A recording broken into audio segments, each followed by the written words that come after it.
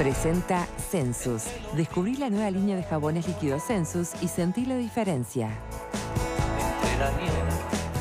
Bien, interesante la conversación con el doctor Sereta en el bloque pasado. Imagino que tendrán reflexiones y hasta repreguntarse cosas, ¿no? Sí. Sí, en lo personal yo creo que, digamos, tenemos por un lado el fondo del asunto, que yo creo que es opinable, y creo que sí, que todas las posiciones pueden ser atendibles sobre el fondo del asunto. Ahora, ¿cuál es para ti el fondo del asunto? Bueno, la posibilidad de que ante recursos limitados y finitos no se pueda atender una demanda infinita. O sea, esa es la base del asunto. O sea, ¿cómo se regula? Si yo tengo X cantidad de dinero para determinados tratamientos o medicamentos, ¿cómo lo distribuyo de una manera equitativa, justa y razonable? O sea, pueden haber muchas interpretaciones, distintos caminos, y eso sí me parece que es opinable desde un punto de vista racional. Ahora, el otro aspecto, que es el formal, que en este caso no es menos importante, me parece que aquí el doctor Kian, el subsecretario de Salud Pública, se equivoca.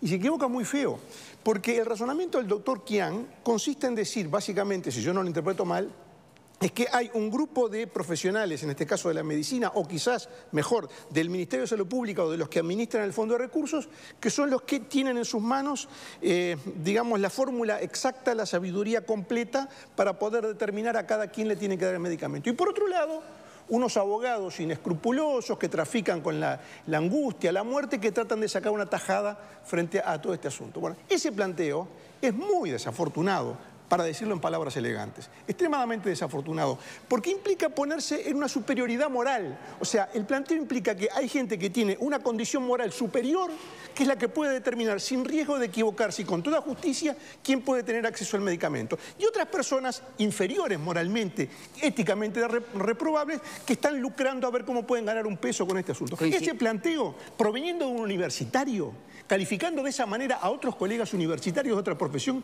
me parece muy, pero muy lamentable. ¿Vos no te gusta que te interpreten tu pensamiento, pero vos estás interpretando el pensamiento del doctor Kian? Trato de llevarlo al plano comprensible. Estás interpretando el pensamiento del doctor Kian. Si él dice que lucran con la muerte, con el miedo a la muerte, bueno, ¿qué quiere decir eso? Te escuché. Yo creo que Kian no se volvió una mala persona a partir de que es subsecretario. Yo creo que la trayectoria de Kian como médico habla bastante bien de él. Por eso yo lo planteaba al principio, viste que sorprende. Yo me rescato tu palabra, es decir, no se volvió mal tipo, porque ahora que es funcionario del ministerio se volvió mala persona. Yo dije que fue desafortunado. No, lo digo yo. Bueno, yo dije que fue desafortunado. Lo que a mí me parece que es clave es que, primero, el ministerio, cuando habilita un medicamento en el fondo FTM, el FTM, el Formulario Terapéutico Nacional, no lo hace porque son 4 iluminados acá. Hay evidencia científica del extranjero, la FDA, la Agencia Europea, otros países se los toman como referencia y no es fácil el ingreso. Lleva tiempo, lleva años, muchas veces el Uruguay a veces es estricto en eso para ingresar un medicamento y eso hace de que haya pacientes que no tienen acceso cuando después se integra y en el periodo de análisis demora. Lo que también hay que entenderlo para mí es que frente a un familiar o una persona que tiene una situación de riesgo de vida, claro, uno quiere hacer todo lo posible, pero desde el punto de vista, dar un medicamento carísimo a una persona para tener 2 meses más de vida, 3 meses más de vida, a veces es el aferrarse a esa persona familiar que no le soluciona nada y la muerte la vamos a sufrir todos, ¿tá? Y yo creo que de ese punto de vista hay que pensarlo. Si invierto dinero en una situación de esas características, quitándole a otras situaciones que capaz que puedo Acá tuvimos el caso de un muchacho, ¿se acuerdan? Que lo trajo Sereta, que era un caso de un muchacho joven que realmente tenía una problemática, se le consiguió el medicamento, la ganaron y hoy sigue viviendo y tiene... Ese caso me parece que se justifica ampliamente. No todos los casos me parece que se justifican, más allá de que cada familiar quiere que su familiar viva lo más largo posible. Para algo están los peritos, ¿no? Que me imagino que también... Está en los 5 millones. Ese caso que tú decís está en los 5 millones de los que se pillan. Pero yo creo que, vamos a entendernos, los pacientes, los clientes de Sereta son gente sin recursos, porque van a la facultad. Pero seguramente a mí me gustaría saber cuántos son los otros que se presentan a hacer juicio, ¿tá? Porque no todos los abogados son angelitas descalzas. A ver, vamos a entender. Hay que acreditar en los casos de recursos de amparo por medicamentos y tratamientos, el juez, pregunta básica, se tiene que acreditar que la persona que lo está solicitando no... O podés tener, pero no el suficiente para acceder a ese tratamiento o ese medicamento. Hablamos de fortunas en algunos casos, ¿no? Pero además hay peritos, digo, vamos a aclarar que esto no lo determina el juez por su intuición, a ver si va a vivir 2 meses o va a vivir 3 meses. Me imagino que si el costo es muy elevado y el perito ve que esta persona tiene un diagnóstico muy complejo... Es el análisis de la sobrevida global. Cuando se da el ok es porque está pensado, ¿no? Creo que... 2 o 3 cosas, no muy distintas a las que han dicho mis compañeros. Una que me parece que no hay que exagerar, yo recién lo decía fuera de cámara y ahora lo digo con la luz encendida, que a mí me parece que desde la perspectiva política podríamos decir que no son afortunadas las expresiones del viceministro. No obstante, tampoco hay que exagerar, porque hubiera sido definitivamente un error si dice los abogados son una manga de tal por cual. No dijo eso, dijo, hay abogados que... Y ahora no nos vamos a sorprender porque hay abogados que... Porque todos sabemos que hay abogados que... Pero esperen, hay actores que, hay periodistas que y hay todos que. O sea que... por eso. Entonces... tampoco nos sintamos los reyes de la ofensa fácil. No obstante que hay un tema me parece interesante. Quizás el de fondo, el que plantea Graciano, que debemos asumirlo. Lo que pasa es que nos cuesta asumirlo a todos, porque podemos ser catalogados como de frialdad o de frivolidad. No siempre el dinero da para todo. Esto que parece una obviedad increíble y que sin embargo convivimos con esa realidad diariamente y no nos mueve mucho a la indignación. Hace bien poquito, que hace 2 días, hablábamos de un Plan Nacional de Vivienda. ¿Por qué hay, verdad? Una ley polémica. ¿Y por qué? Porque mucha gente vive en situaciones indignas, indecorosas, desde toda perspectiva. Esa persona, o alguien tiene duda de eso, tiene una capacidad de promedio de vida mejor a la que vivió siempre en forma confortable, ¿o no? ¿O acaso tener una peor vida no contribuye a que te mueras antes? Y sin embargo, desde esa perspectiva parece no afectarnos. Ahora, en ese último tramo, cuando estás con la enfermedad y hay un remedio que te puede alargar 2 años la vida, nos ponemos como locos. Y yo digo, ¿y por qué no nos pusimos como locos cuando hay compatriotas que no tienen techo, que no tienen buen abrigo, que no tienen buen saneamiento, que no tienen buena educación? Ese es un asunto que creo que no debiéramos olvidar.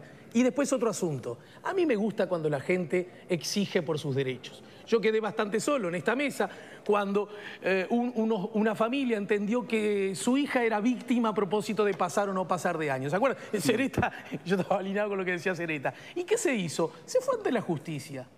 Y a mí me parece que está bien. Y me felicito de vivir en un país que exista una universidad pública como la UDELAR, con un consultorio como el que tiene, que permite que esa posibilidad la tengamos, los que tienen dinero y los que no. ¿Tribuna? Sí, 2 cuestiones que creo que son importantes. Primero, si bien el Fondo Nacional de Recursos está desde el año 80, recién en el 2005 es que se incluyen los medicamentos de alto costo, que antes no existía eso. Y es uno de los pocos países en el mundo que tiene un fondo del Estado para la compra de medicamentos de alto costo.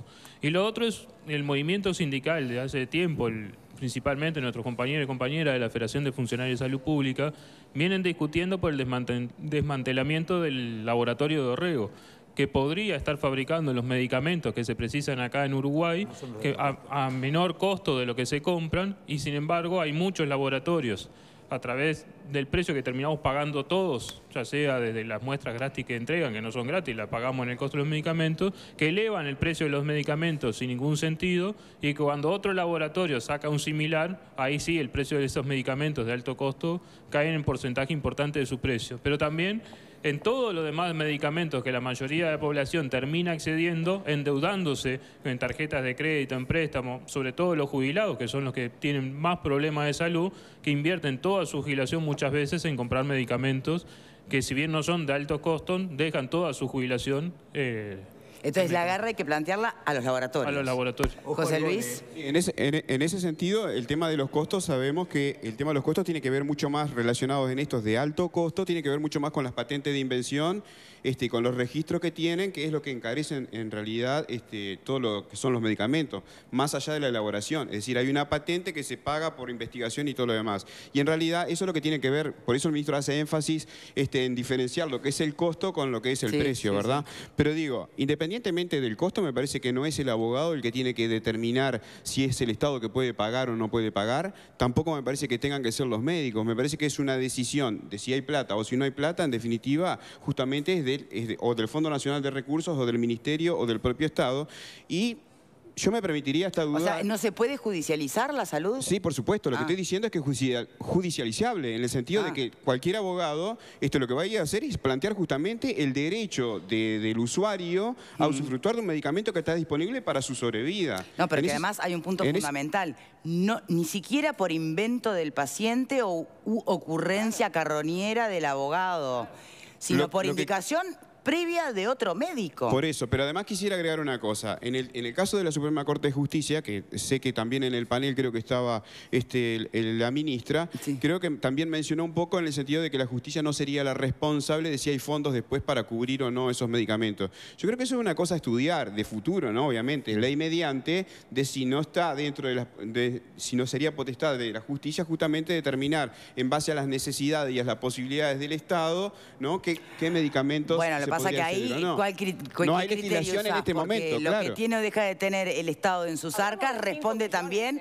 a la buena o mala gestión de los gobernantes de turno. Entonces ahí puede ser un criterio a tener en cuenta, claro, sí, también. ¿Vale? A las palabras del subsecretario le faltó empatía, porque la salud es un derecho negociable y que todos deberíamos defender, especialmente las autoridades del Ministerio de la Salud que le dan la espalda al más débil, al que menos tiene. Y por otro lado, es poco serio que plantee que estos abogados carroñeros, si estos abogados van y ganan estos amparos, es porque hay un grupo de médicos que avalan esto y aparte porque el sistema se lo permite, el sistema les da esa cabida. Ligia.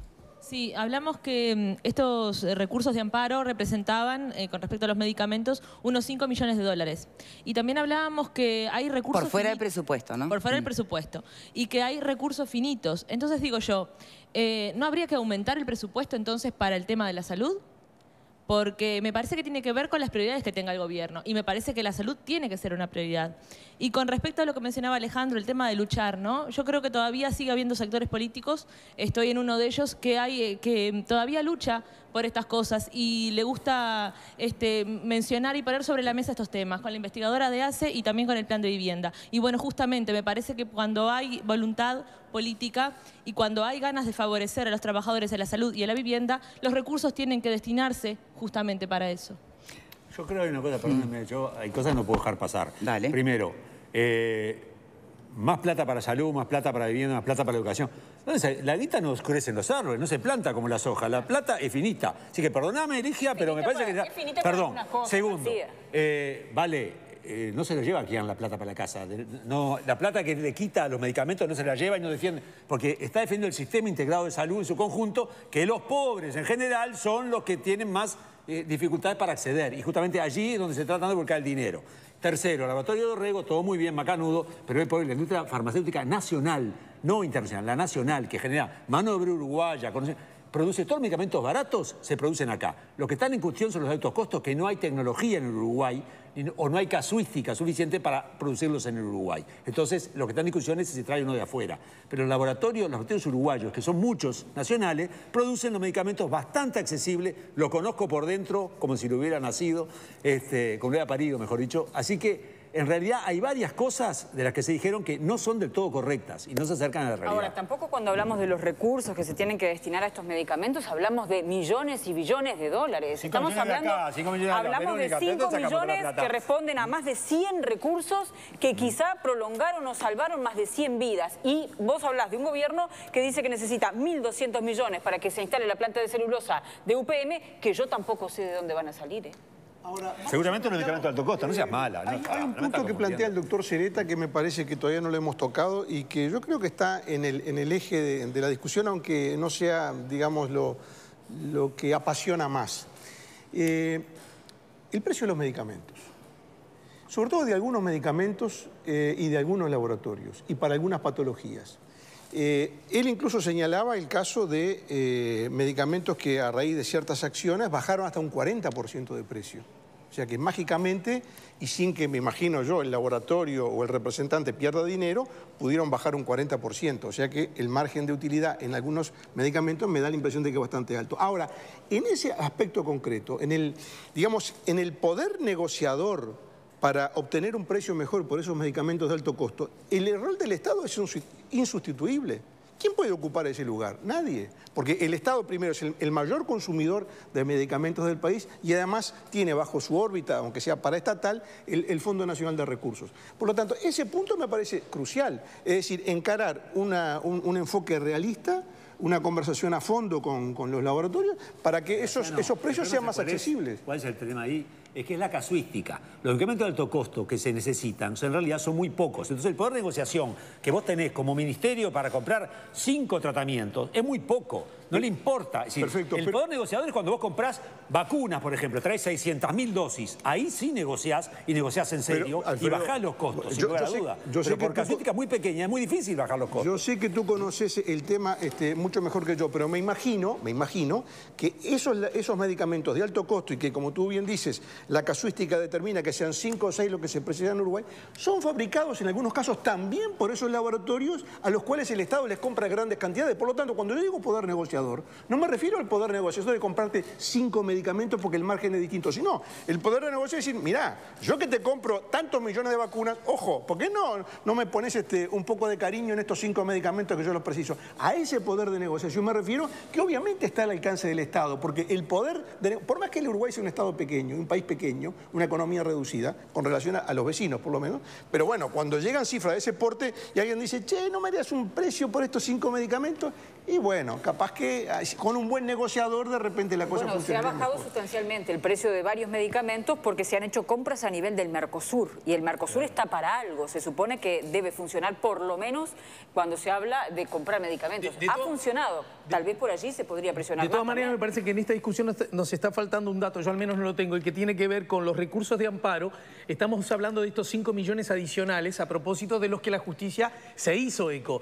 Pero no tenemos información y estoy seguro que hay muchísimos de la que la justicia entendió que no correspondía, que no aplicaba, porque queda la sensación instalada como de que se ganan todos. Que una familia vaya y entonces el juez solidario. Estoy seguro que la justicia en Uruguay, nuestros jueces, evalúan con esos peritos. No creo que sea tan que aplique tanto la idea que los jueces son una manga de turros que se asesoran mal y al primero que venga le dan la razón. Yo creo que no, nos está faltando ese dato. Los tiempos. A mí me inquieta un poco cuando de una manera u otra, a veces con buena intención, a veces con no, se desprestigia el funcionamiento del Poder Judicial, que debe ser exigido, pero cuidado con desprestigiarlo, como si fuera una manga de tontos que se comen cualquier pastilla, hablando de médicos.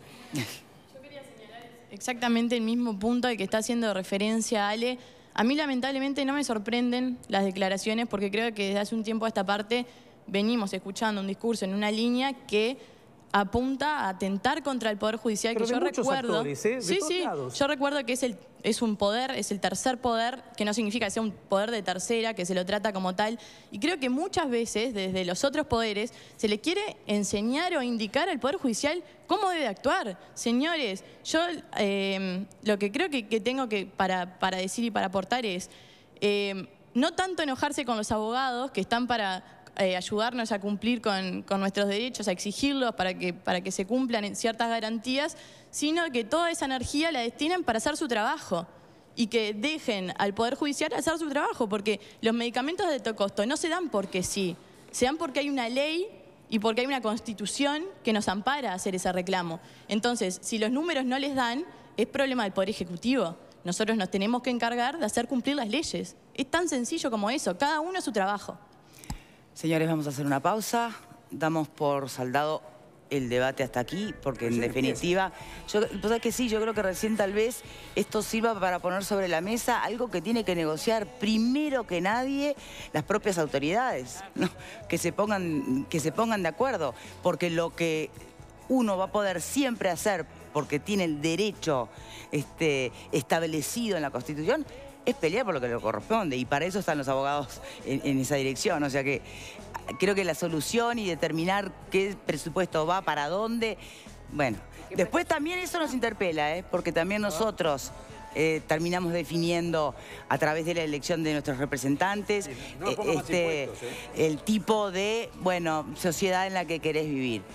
Pero en la corta... No sé. Plata para todo, menos para si es la vida de tu hijo la que está... ¿Qué duda te cabe? Pausa y ya venimos.